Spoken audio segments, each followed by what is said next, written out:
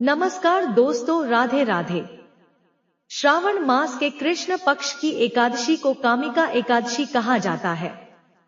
यह व्रत पापों के विनाश, मनोकामनाओं की पूर्ति और मोक्ष की प्राप्ति के लिए अत्यंत महत्वपूर्ण माना गया है।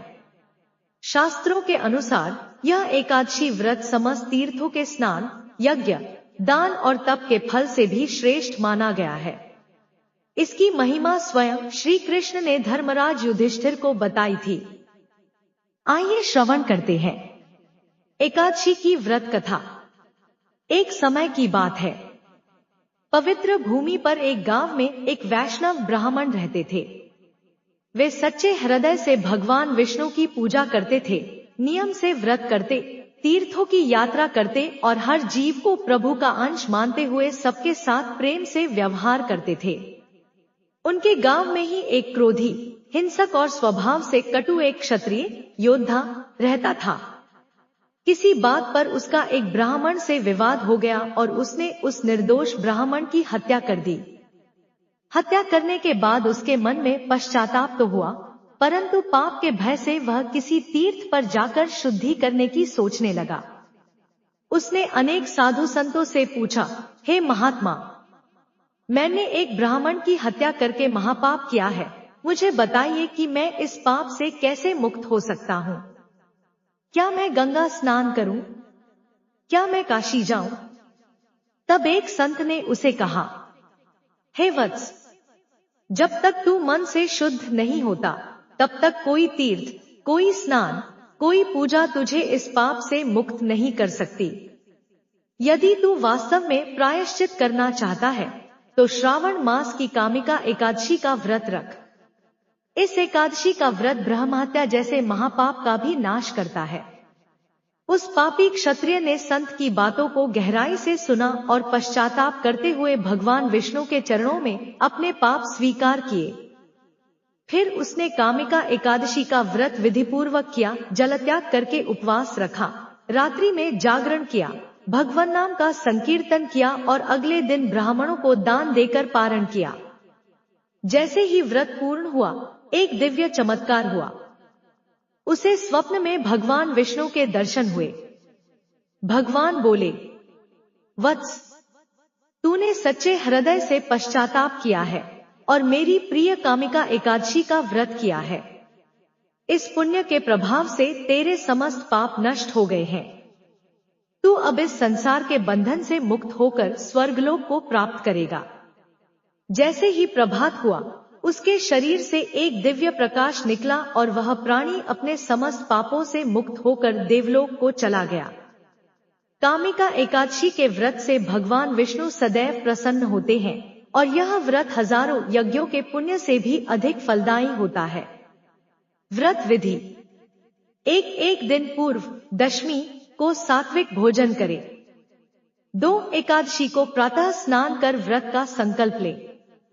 3 दिन भर उपवास करें, फलाहार या निर्जल रह सकते हैं। 4 भगवान विष्णु का पूजन करें, तुलसी, पंचामृत, धूप, दीप, पीले पुष्प आदि अर्पित करें। 5 रात्रि जागरण करें और नमो भगवते वासुदेवाय मंत्र का जप करें।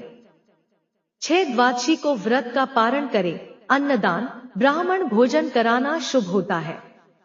अब श्रवण करें कामिका एकादशी की अन्य कथा। श्रावण का महीना चल रहा था। चारों ओर हरियाली थी, नदी तालाब जल से भर चुके थे। आकाश में बादल थे, पर भीतर एक व्यक्ति के हृदय में बादल नहीं, घोर अंधकार छाया हुआ था।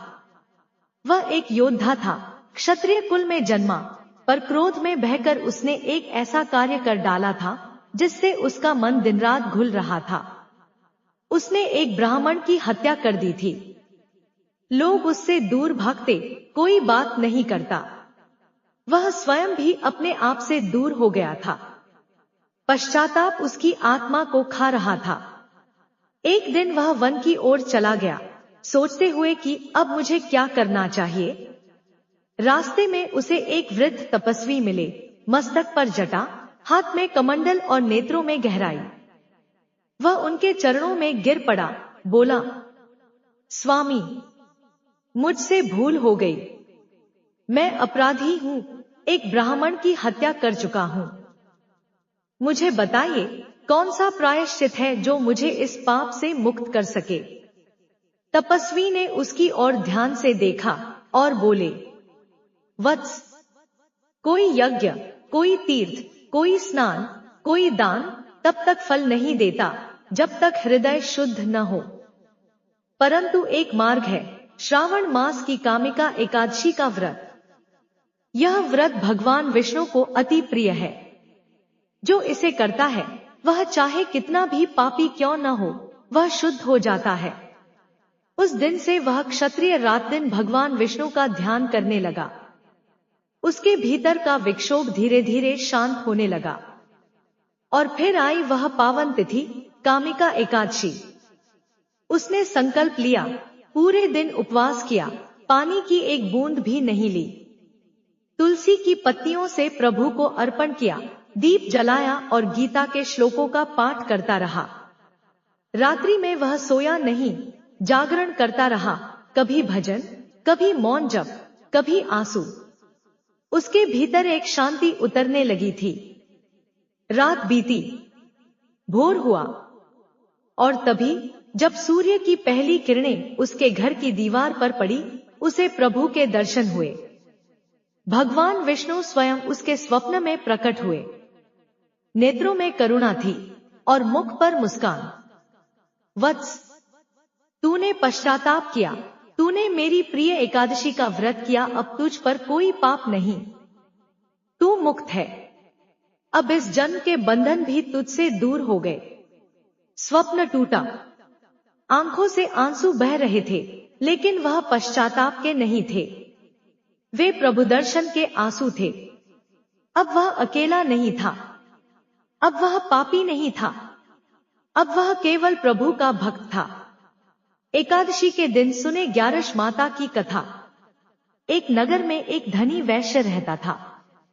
उसके पास धन, संपत्ति, नौकर चाकर सब कुछ था, पर उसमें धार्मिक आस्था नहीं थी। वह न व्रत करता, न पूजा पाठ और न ही कभी एकादशी का उपवास करता था। उसके घर में हर दिन तरह तरह के पकवान बनते और खासकर एकादशी के दिन वह जानबूझकर अधिक पकवान बनवाता, ताकि दुनिया को दिखा सके कि वह व्रत को नहीं मानता। उसके घर के सामने एक वृद्धा रहा करती थी। वह बहुत ही धर्मपरायण और एकादशी व्रत का निष्ठा से पालन करने वाली महिला थी। जब भी ग्यारस, एकादशी आती, वह सुबह स्नान कर तुलसी पूजन करती, दिन भर उपवास रखती और ग्यारस माता की कथा सुनती थी। वह अपने व्रत से प्रसन्न होकर ग्यारस माता से प्रार्थना करती, हे ग्यारस माता, जैसे मैं व्रत कर रही हूँ, वैसे ही मेरे नगर के लोग भी आपकी महिमा को समझें। एक दिन उस वैश्य के घर किसी संत ने भोजन मांगा। वैश्य ने उन्हें भोजन परोसा। संत भोजन को देख मुस्कुराए और बोले, तुमने एकादशी के दिन मांस, मदिरा और तामसी भोजन बनवाया है। क्या तुम्हें नहीं मालूम यह दिन भगवान विष्णु की आराधना का है? वैश्य हंस पड़ा, मैं किसी व्रत उपवास को नहीं मानता, यह सब मूर्खता है। पेट भरना ही असली धर्म है। संत ने गंभीर स्वर में कहा, तू व्रतों का अपमान करता है। ध्यान रखना, एक दिन यही तेरा गर्व तुझे विनाश की ओर ले जाएगा। ग्यारस माता का अपमान करने वालों को भगवान भी नहीं बचाते। यह कहकर संत चले गए। कुछ वर्षों बाद वैश्य का व्यापार घटने लगा। उसे घाटा होने लगा। चोरी, लूट और आग लगने से उसकी सारी संपत्ति नष्ट हो गई। नौकर चाकर भाग गए, उसके अपने भी उसे त्याग कर चले गए। वह दरिद्र हो गया। अब भूखा प्यासा वह दर दर भटकने लगा। एक दिन वह उसी वृद्धा के पास पहुंचा और बोला, माता, मेरी स्थिति देखो। कभी मैं अमीर था, पर अब मैं एक रोटी को तरस रहा हूं। बताओ, ऐसा क्यों हुआ? वृद्धा ने उसकी ओर करुणा से देखा और कहा, बेटा, यह सब ग्यारस माता की अवहेलना का परिणाम है। तूने कभी व्रत नहीं किया, बल्कि उल्टा ग्यारस को अपमानित किया। अब भी समय है, पश्चाताप कर ग्यारस माता की शरण में जा। वैश्य ने वृद्धा से ग्यारस व्रत की विधि सीखी। अगले ही महीने से उसने श्रद्धा से एकादशी व्रत करना आरंभ कर दिया। वह दिन भर उपवास रखता, जल तक नहीं पीता, तुलसी और भगवान विष्णु की पूजा करता और रात्रि में ग्यारस माता की कथा सुनता। धीरे धीरे उसका जीवन बदलने लगा। उसे व्यापार में लाभ होने लगा, लोग उसकी सेवा में आने लगे और कुछ वर्षों में वह फिर से संपन्न हो गया। पर अब वह विनम्र और धार्मिक बन चुका था।